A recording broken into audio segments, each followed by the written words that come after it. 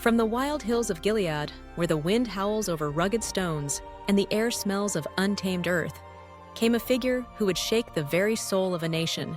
No one knew his father's name. No stories were told of his childhood. He appeared in Scripture like a sudden storm, unexpected, unannounced, and unforgettable. Elijah the Tishbite, his name meaning, "My God is Yahweh," would become one of the most formidable prophets in all of Israel, standing as a solitary flame against the darkness of his age. Elijah's story begins in obscurity, but it is precisely this hiddenness that shapes his character.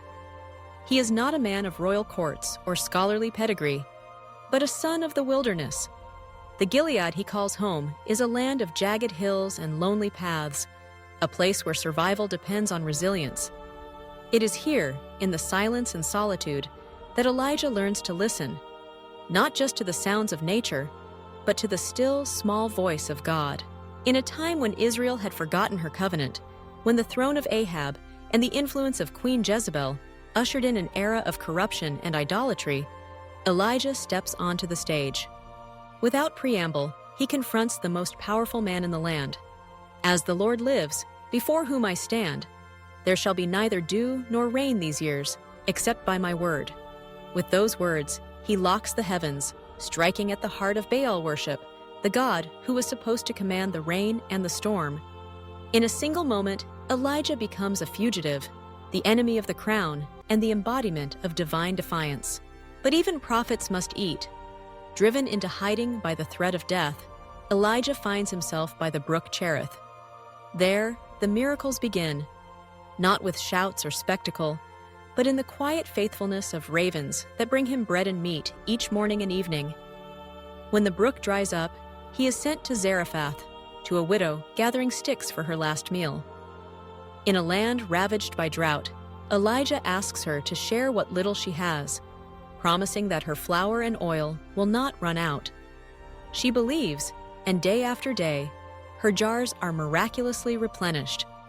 When her son falls gravely ill, Elijah stretches himself over the boy and cries out to God. Life returns, an unprecedented resurrection in the biblical record, a sign that the God Elijah serves is master over death itself. The years pass, the land grows parched, the people desperate.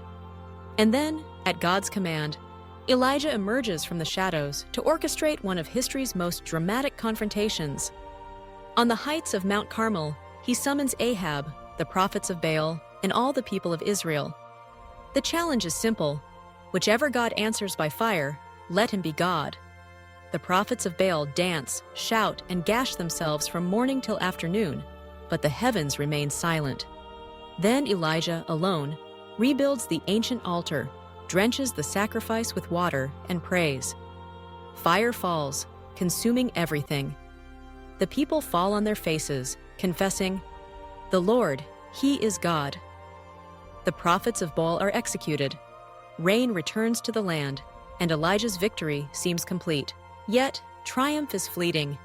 News of Baal's defeat reaches Jezebel, and her fury knows no bounds. Threatened with death, Elijah flees into the wilderness. Exhausted and broken, he collapses under a solitary broom tree and pleads for God to take his life. Here, in the dust and despair, we see the prophet's humanity. The man who called down fire is now consumed by fear and loneliness, but God meets him not with rebuke, but with compassion. An angel brings food and water. After rest and nourishment, Elijah journeys 40 days to Mount Horeb, the mountain of God. In a cave on Horeb, Elijah experiences a divine encounter unlike any before. A mighty wind shatters rocks, an earthquake shakes the ground, and fire blazes. But the Lord is not in these. Then comes a gentle whisper, "What are you doing here, Elijah?" In the stillness, Elijah hears God's voice. He is reminded that the work of God is not always in the grand and the visible, but often in the quiet persistence of faith. God recommissions Elijah, instructing him to anoint new kings and to find a successor. That successor is Elisha, a plowman whose call comes in the midst of everyday labor. Elijah throws his cloak over Elisha's shoulders, symbolizing the passing of prophetic authority. Together, they journey through Israel, confronting injustice and performing miracles. Elijah's later years are marked by mentorship, as he shapes Elisha to carry forward the prophetic mission. He continues to challenge kings, warn of judgment, and stand as a living witness to the power of God. Yet the end of Elijah's earthly journey is as extraordinary as its beginning. Sensing that his time is near, Elijah travels with Elisha from Gilgal to Bethel, from Bethel to Jericho, and finally to the banks of the Jordan River. Each step is a test of Elisha's loyalty, but the disciple refuses to leave his master's side. At the river, Elijah strikes the water with his cloak, and the waters part, allowing both men to cross on dry ground, a miracle reminiscent of Moses and Joshua. As they walk and talk, something wondrous happens.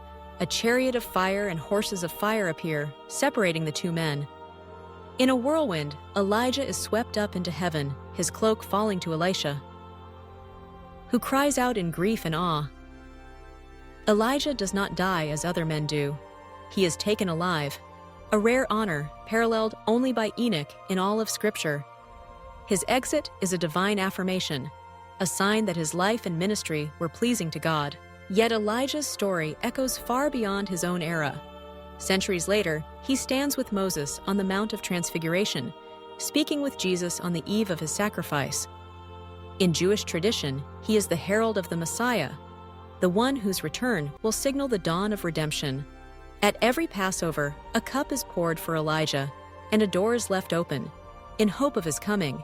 In Christian thought, his spirit is seen in John the Baptist, who prepares the way for the Lord. What does Elijah's untold story teach us? It reminds us that God often chooses the obscure to accomplish the extraordinary. That faithfulness in the hidden places prepares us for public challenges.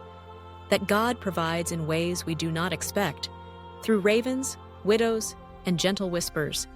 That even those who stand boldly for truth can experience fear and despair, but God meets us in our weakness with kindness and restoration. That true spiritual power is not always loud or dramatic, but is often found in quiet obedience and trust.